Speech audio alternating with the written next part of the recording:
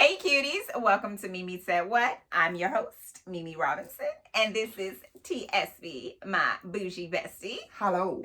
This is unfiltered girlfriend chatter with a dose of TV and entertainment and a side of pop culture. First one. Okay, this is one of my favorite movies. It stars Miranda Priestly. Oh. Devil Wears Prada. Yes. So they want to make a sequel. I don't know how I feel. So I feel about it the way that you felt about A Different World. The sequel.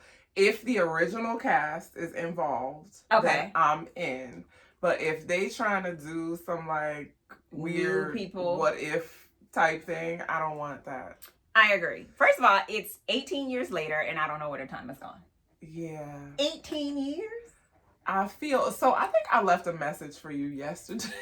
Because yesterday I realized that SpongeBob SquarePants has been on television for 25 years, and I was distraught. Did you watch from the beginning? Did we know? Yes. Oh, see, I didn't watch it. SpongeBob is so stupid. It is so stupid, and it was so, as you know, I lived in Germany for 2 years. There's like 4 channels. Like, it wasn't a whole lot to watch in English anyway. So I had like seasons of SpongeBob SquarePants on DVD. And it was like on DVD. Yes. You brought your own. I did. And it was comfort TV. And so I was watching Nickelodeon yesterday and a commercial came on and it was like celebrating 25 years. And I said, Not only 25. Not how? Girl, man. Not SpongeBob being able to rent a car. What am I supposed to do with this information? And he just put me in Shady Pines. This is it. Does he have a license? Can he drive a boat? He cannot drive a boat. Oh, okay. My man has failed that test many times. That goes back to the stupid. He been trying to get his boating license for a really long time. It's hard, okay? God. But yeah, so 18 years, 25 years. All the same. At this point, I'm a golden girl and exactly. Just put me out to pasture, because what am I supposed to do? I feel like Devil Wears Prada is such a classic that it would only work if the originals come back. So the film's creator said that she is in talks to return to pen the next chapter. Okay. Now, it says that they don't know who will return from the original cast. It only works if you have Miranda Priestly. Both Emily and Andy, damn it, his name just Stanley Tucci. Oh yeah, which is his real name and not his TV name. Yeah, what was his name? I don't remember. But it only works if the 4 of them come back. Now the helpful part is there's only 4 main people to miss. You could do anything with anybody else, and no one else would care. We don't need her boyfriend back. Oh. He was so cute, but no, we don't need him back. He's the boy next door. He's not the big city kind, and that wasn't gonna last anyway. So allegedly, the storyline would follow Priestly as she navigates her career amid the decline of traditional magazine publishing, and a face-off against Emily Blunt's character, who is now a high-powered executive for a luxury group with advertising dollars that Priestly desperately needs. I don't hate that. I don't hate that either. But then where does Andy come in? Because that feels like that's to the exclusion of Andy. Andy was a writer. So does she perhaps work for Emily? Or if she's still with Miranda? Well, she wasn't with Miranda. Oh, that's right, at the end of the movie. Maybe she comes back to like bridge the gap between the two. Maybe. I don't know. I don't feel like there are a lot of possibilities though. No. As far as continuing the story, it wouldn't work if you did a whole new story. I think that it makes sense for Miranda to reach back to Andy in some way because they kind of ended on goodish terms. Yeah. With Miranda giving her a referral for another job. Yeah. And the mutual respect is there. Yeah. She and Emily are okay when she gave her clothes. Yeah. So she got her parents close. I feel like maybe it could be because she's the go-between between yeah. the two. Yeah. So we'll see. I don't know. I'm not holding my breath for it. If it never happened, I would not be disappointed in any way. I'm still gonna watch the original 57 times. Yeah. So, all right, moving on. Pharrell is ready to tell his story. And he's going to do it in a very Pharrell way. It is peak creativity. And so, it's his story in Lego form, not to be confused with the Lego movie. Okay. Okay. So, you can take it apart and then you put it back together piece by piece, which is what it's called. That's it in a nutshell of why Pharrell wants inspired to do this biopic completely in the animated world of Lego. He is telling his story and bringing a few celebrity friends along the way. Okay, so I have a couple of questions. Okay. Number A. Okay. Who asked for I think that Pharrell is cool and everything, but did we ask for like no? If you gave me a list of celebrities and was like, pick one whose story you want to know, Pharrell would not be on that list at all. That would be a geographical answer because the Virginia Beach, the 757, like the Tidewater, that area would be thrilled about it. I would watch it. You know, I like to know somebody's story, so biopics are my jam. He has done a lot of incredible things that most people, I would say, don't know about. Okay. So in that regard, you know, he's over at the Louis Vuitton now. The Louis Vuitton. But I think here's my question. Statement, question, confusion. So it's told via Legos. It's animated. Well, I feel like that should have been question one. Why? Why? For me, I would get lost in the storytelling because of the animation. Like, I might nod off, like, get lost. Maybe it was a production thing. I imagine it's easier to have a Lego version of many celebrities than to try and get all of these people to do cameos or whatever. You can manipulate the Legos however you want. You can, but if they're there to give their voice, then I feel like you could be there to shove that same camera in their face to get their parts and pieces. I can. I don't know. Well, like you said, it's a very Pharrell thing to do. It is, but sometimes creativity, obviously it's subjective, but sometimes it's so far left that the message gets lost. And for me, I feel like the message would be lost because of the animation. From the trailer, it doesn't appear to be like human interaction and Legos. Oh, okay. It was exclusively Legos. Just Legos. So now I got to figure out, although I looked at the trailer and immediately I was like Teddy Riley, and I don't know how I knew that based on the gap in his tooth a little bit, but I feel like I might spend more time, like, is that the Jay-Z Lego? Yeah. Like, in the trailer, Nori's hat and O-R-E across the front. Okay. Snoop was Snoop. Yeah. But what does Jay-Z look like as a Lego? A Lego camel.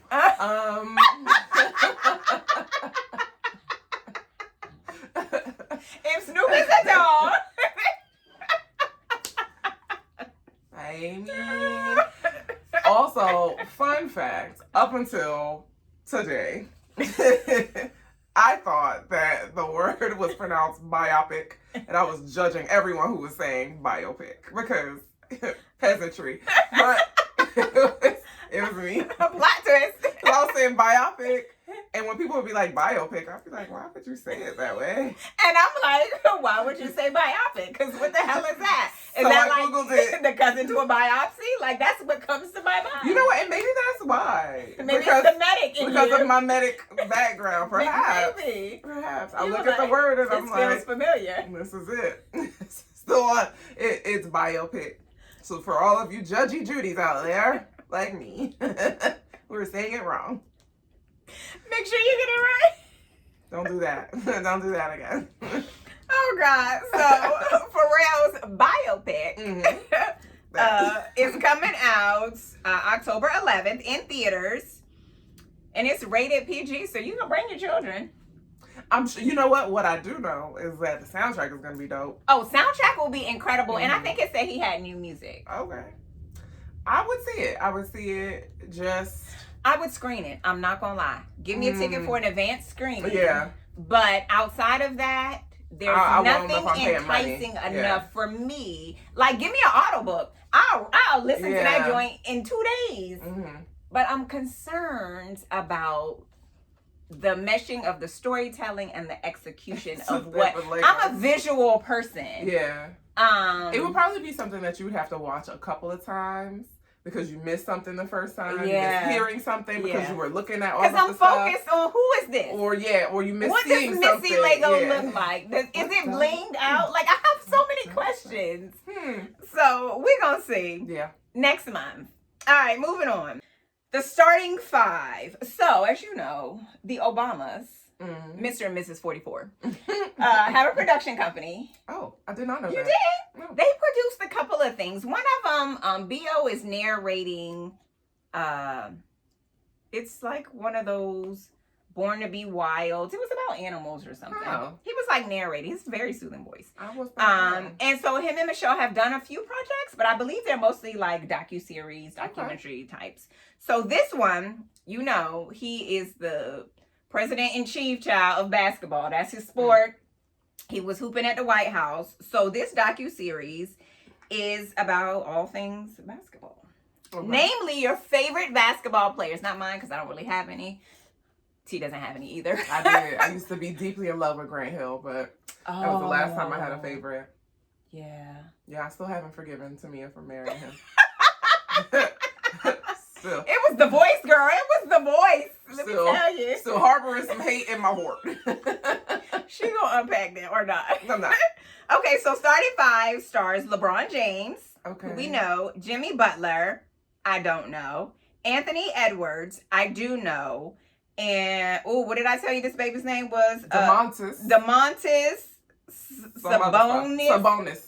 Yes, him. Yes. I don't know this man. Sorry to this man. And Jayson. I do know Jayson. Jayson Tatum. Is that his right last name? I believe so. So, and some other basketball superstars that T and I don't know. I was about to say, Harpo, who these men? I don't. Who are these people? I feel like they could have just said LeBron and I'd have been like, okay. LeBron and others.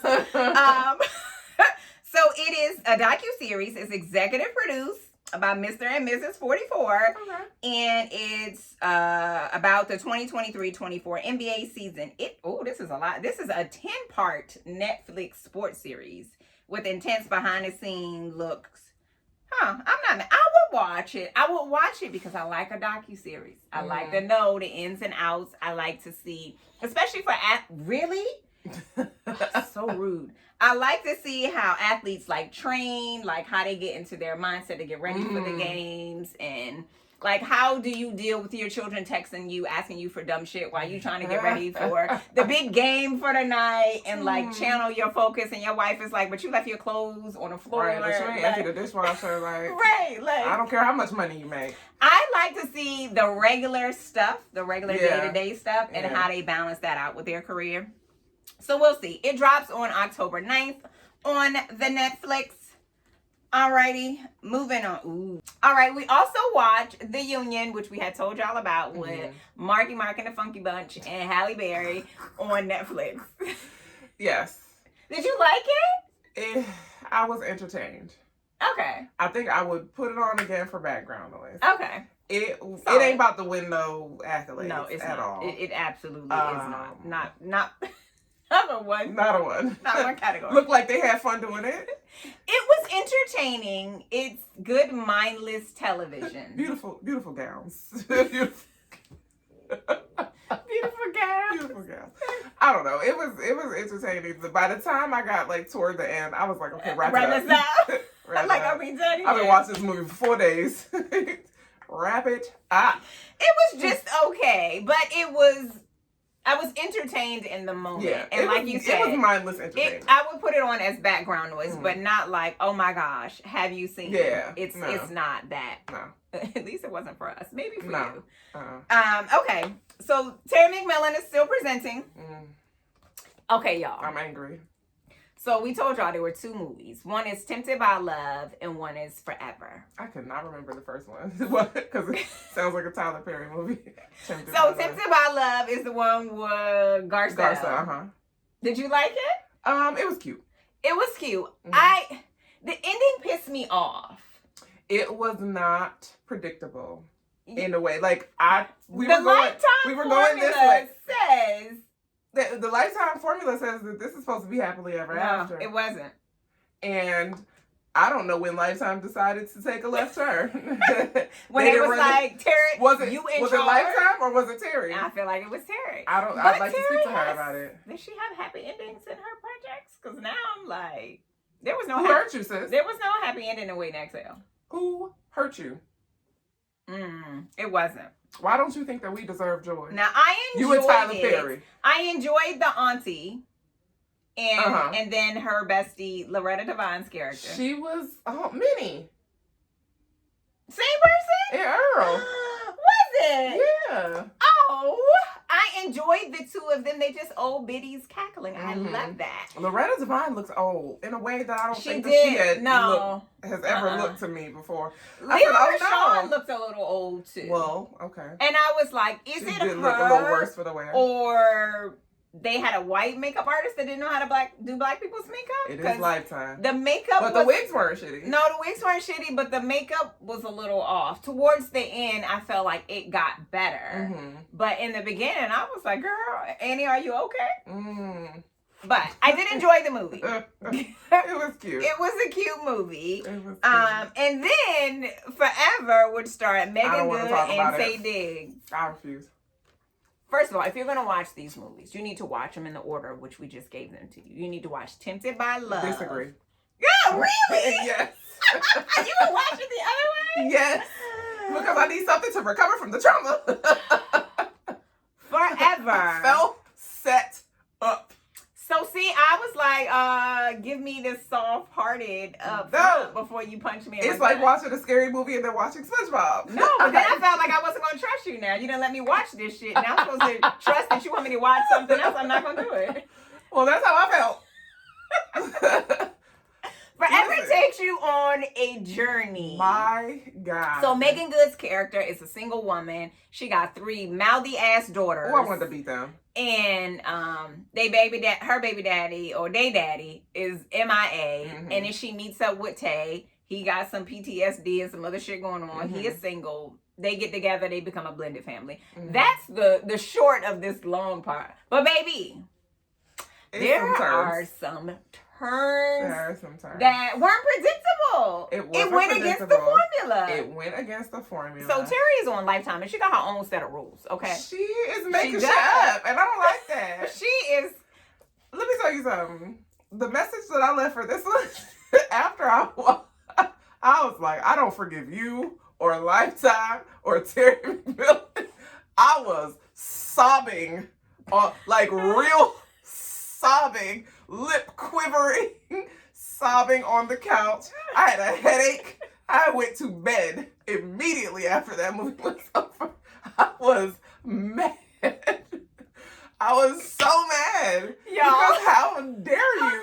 I was like, she knows I'm a crier. Why would you set me up for feeling my feelings? Let me tell you, first of all, that part is more than a crier. You might even wail. I was like,